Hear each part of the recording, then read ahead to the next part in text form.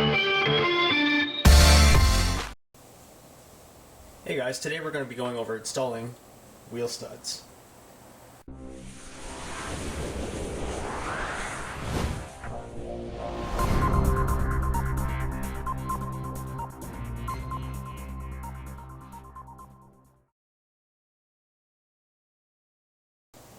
Hey guys, most of you are probably watching this video because you installed a wheel spacer and your studs are not long enough, or you just broke one and you want to see what it takes to put them back in. As you can see here on my vehicle, you might have clicked on my other video on how to install wheel spacers and wheel adapters, and today I am changing out the wheel studs because the factory one is just a little bit too short with the spacer on here. So you have a hub-centric spacer, that's right under here on the factory side, exactly the spec, and then we have our studs, which were just a little bit too short. So I'm going to show you what the stud, both these nuts are exactly the same, and I'm going to stop threading it until it's flush. This portion right here, there's no threads here, so I've stopped there. You can see there's the gap. I'm going to put on the new wheel stud, and I'm going to stop threading, and there's no more thread there. Now you can see there's a significant gap there. It's only a few millimeters, about 6 on this one, but that's more than enough to accommodate the wheel now. So now we're going to have more of a factory spec again because we're using all the threads on the nut. Now to remove the wheel studs, very simple. I'm going to do it first here to show you for demonstration purposes. I'm going to remove it again on the vehicle. I'm just going to take a lug nut that you don't care about, and we're going to place it on the old wheel stud. The reason why I like to use the lug nut is because I have more surface area, so there's less chance of me hitting the disc. And then grab your mallet.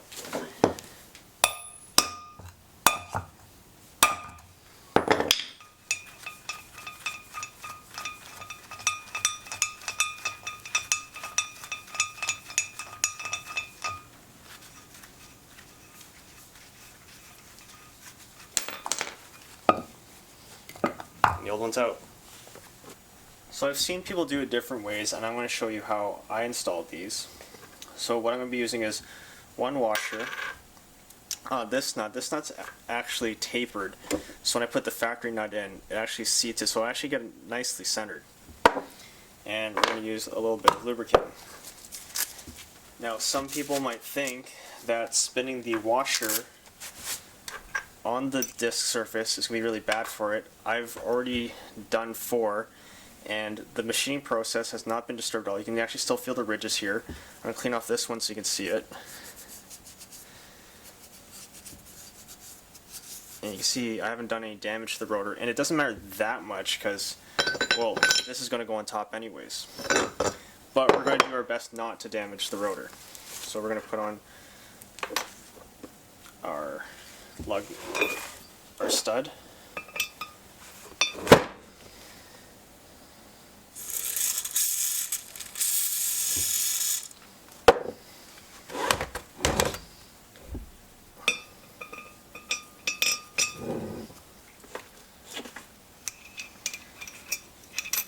Washer, spacer nut, and now we're going to put on the lug nut.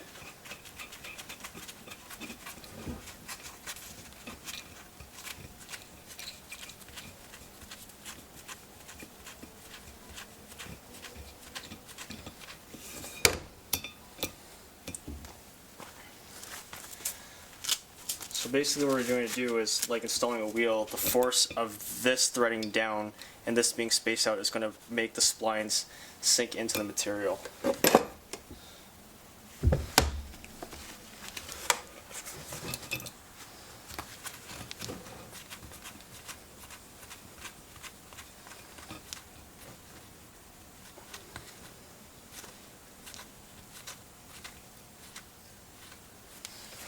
So I got my studs started, and I like using the factory one in this case because I knew where it's going to stop. So I take off my impact and I watch it and I see how close I am.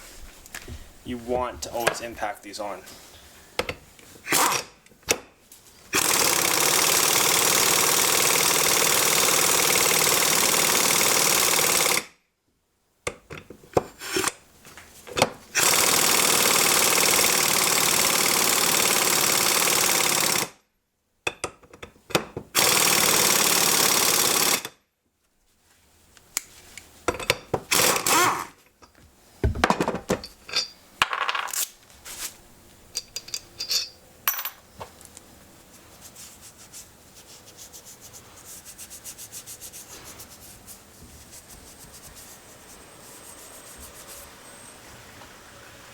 Okay, so I showed you how to do it on the bench.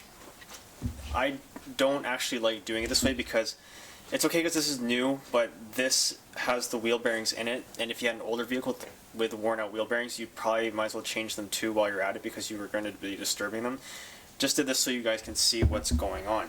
Another thing you might have a question is, why didn't I lubricate the surface when I put in this washer? It was the last one. It had a lot of grease on it, so I will show you me putting grease on the washer, but in case you're wondering, that's why I didn't put grease on it, because it was just full of crap on it anyways. Now I'm going to show you how to do it with the studs on the vehicle. Maybe because the studs aren't built into the rotor and you just have to do it on the vehicle. Like I said, I would suggest doing it on the vehicle if you can, because it's going to make life a lot easier. So basically what you're looking for is a space like in here. There's actually a big space where I can actually access the studs. Now some vehicles you don't, then you'll have to remove your axle shaft or remove the hub or whatever, but this one actually I have a lot of room and I can access the studs from here because of the gap in the steering knuckle. Otherwise you're going to have to do this. You're going to have to remove the hub the studs are on. If this was all enclosed, you can see here's the gap I'm talking about, this big opening. I can easily I can hammer up the stud and it's going to fall right through and not damage anything. Now you see you have all this exposed and you're going to have to redo wheel bearings and everything anyways now that you're in here. You might as well, if your wheel bearings have a lot of kilometers on them, you might as well change them out now. You can keep your caliper the same as if you're doing an actual brake job. So you don't have to disconnect the hose or anything, you just want to make sure you tie it. I just had some extra stinger wire here. So I tied it along the A-arm and I rested in the lower A-arm. It's not going to go anywhere because we're really trying to protect the hose here. That way we won't have to replace the hose and then bleed the brakes again after. Same as before, put our lug nut on, making sure that we're in the gapping area before we hammer this thing out.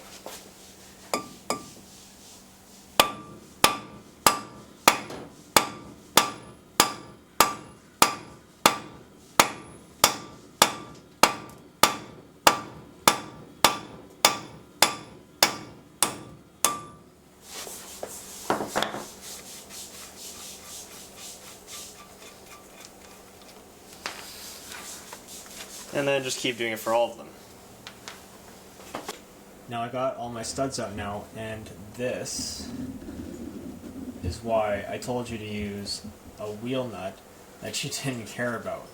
Because after hammering on this a bunch of times, you can see you're not going to be able to use this anymore. So that's why I said sacrifice the lug nut, just so that you have an extra service here. You're not going to hit the rotor, you're not going to hit those studs. In case you need to use those studs again, who really cares about this guy right here? Now this is officially my stud removal tool for GM trucks. Okay, let's install these wheel studs now. So I'm going to spray inside a little bit of the hole, because everything works better with lube. Then we're going to spray the splines just a little bit. This is why I need that hole, that access notch here, because it makes life a lot easier. Just reach back here,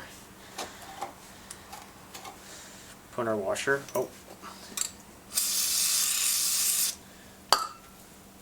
I want a film of lubricant there, so when the washer spins against it, it's not going to dig in. And then another nut.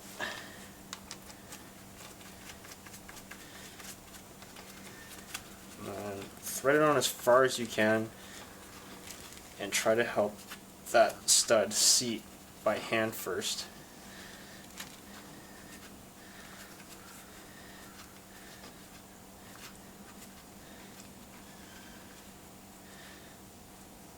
So we got everything all lined up.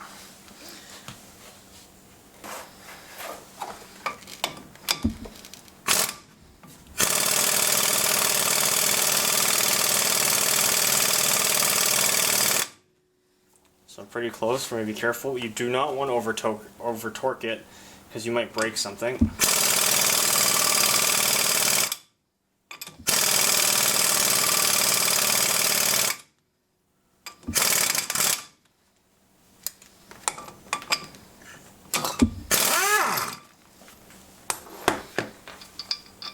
and then just keep on going for the rest. And then you want to do a visual inspection on the other side. Make sure that you're seated flush on the other side. Okay, so you got everything back together. Your studs are in, your brakes are in. Pat yourself on the back. Now before you put this on, I hope that you made sure that you cleaned the rotor very well if you're doing an application like this, because you had lubricant all over the place. And make sure that everything's clean, you didn't get anything on the pads, and making sure that you torque down your caliper to spec. Okay, everything's back together and all cleaned up. Now what we achieve will be 1, 2.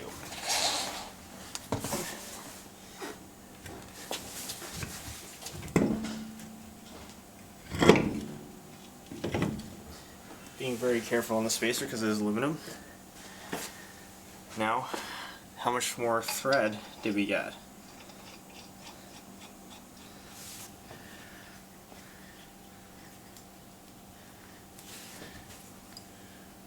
Pretty close to factory. I'm not using 1 or 2 threads on it, but I've pretty much got the whole lug nut on there now. Just want to show you guys me putting them all on so you can see how much we're actually putting on. Might not be able to see in the other scene there.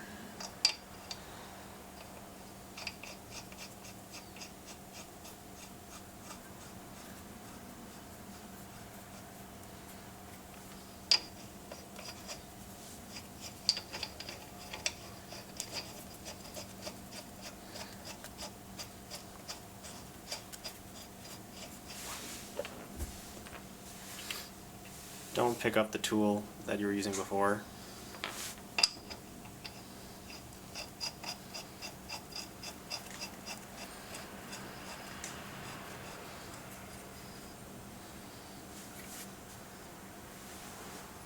So hopefully you can see that. You can see now I'm practically flush. I'm not on one of the threads in the lug nut, but I'm pretty much on the whole thing. And that's how you install wheel studs.